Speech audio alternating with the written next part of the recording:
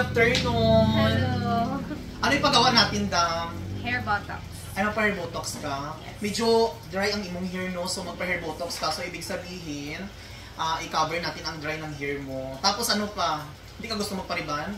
Ribbon din. Magpa-riban ka? Ano gusto mong brand? Revlon. Ay, Revlon. Ay, Revlon. So, ayan. Ay, L'Oreal. L'Oreal lang ang available. So, ayun, i-riban natin tapos kukulayan mo pa hindi. Yes.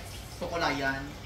Anong Ash kulay brown. sa'yo? Ash brown. Ash brown gusto mo, hindi siya as in hayag mo kay mag-riban mo kasi masunog or ano. Kay nakita na itong hair mo, may bleach. So, puputulan mo to hindi na. Cut. Hanggang saan? Hanggang dito.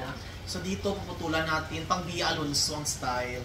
So, putulan natin. Kukunin natin itong bleach kasi kung hindi natin kukunin, masusunog ito. Okay. Super dry ang hair mo daw, no? Super. Grabe.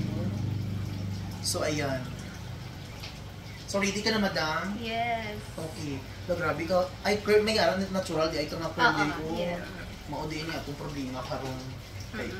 Best in planching, jud kita. Planching mo jud na ito. Kaya gusto jud mo flat mang good, no? So, ang hair botox mang good, hindi as in 100% na ma-flat gid ang hair. Sige. So, ayan, riban natin. Tapos, ayan, para ma-okay. So, ready ka na, madam? Yes. Ready. So, ayan, mga kalugit, ito ang hair ni madam. Very curl. Ayan, oh. Tingnan nyo. Super dry. So, bleach. Putulan natin ang hair niya mamaya. So, ready ka na, madam? Yes. Okay. Ayan, madam. Tapos na. Anong oras na?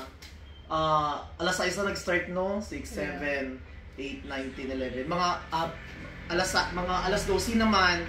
So, yung mga kalugit, ayan. Madam, ano masasabi mo, madam? Thank you. Ayan, satisfied si madam mga kalugit, Super no? satisfied. Tapos sabi niya, madam, first time niya daw po na nasunod yung gusto niya kasi taga-pariban niya mga kalugit is hindi, ano ganyan? Hindi pwede daw i-short daw ang kanyang hair kasi magtigas po daw ang hair niya. So, ayan, ginawa namin. Ayan. Happy si madam. Yes, nagawa namin yung gusto niya with bangs. Ayan. Ayan, color namin mga kalugit is milky brown. Tapos, hair botox with hair rebonding L'Oreal.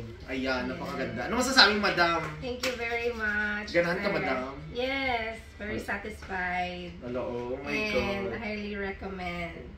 May mga kalugit, kasi ginatanggihan siya mga kalugit kung magpaayos siya ng hair niya sa ibang salon, bawal daw magpariband na short hair.